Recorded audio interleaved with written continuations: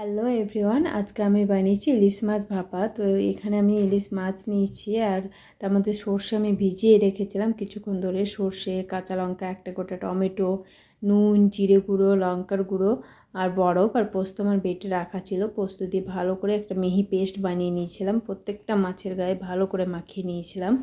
আর এই যে রেসিপিটা বানাতে আমাকে জেঠিমা পুরোটাই হেল্প করেছে, বলে বলে দিচ্ছিল, আমি জাস্ট বানাচ্ছিলাম। আর এখানে সার থেকে দই ঢালছে, ভালো করে দইটাকে ফেটিয়ে নেওয়ার পর আর বেশ পরিমাণ মতো সর্ষের তেল দিতে হবে, হলুদ গুঁড়ো, লঙ্কার গুঁড়ো সমস্ত কিছু ভালো করে মাখিয়ে একটা স্টিলের টিফিন কৌটোতে তেল মাখিয়ে আমি সমস্ত মাছ ভালো করে সাজিয়ে নিয়েছিলাম, যাতে সেদ্ধ হওয়ার জন্য প্রত্যেকটা মাছ দিয়ে উপর থেকে কাঁচা লঙ্কা সর্ষের তেল দিয়ে চাপা দিয়ে ভালো করে ভাপেতে দিয়ে দিয়েছিলাম 15 মিনিট জোর আঁচ করে। আর 15 মিনিট আমি একটু লো ফ্লেমে রেখেছিলাম।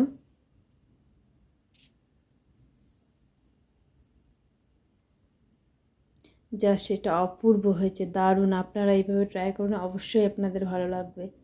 ভালো লাগলে একটা লাইক শেয়ার করবেন। Bye bye.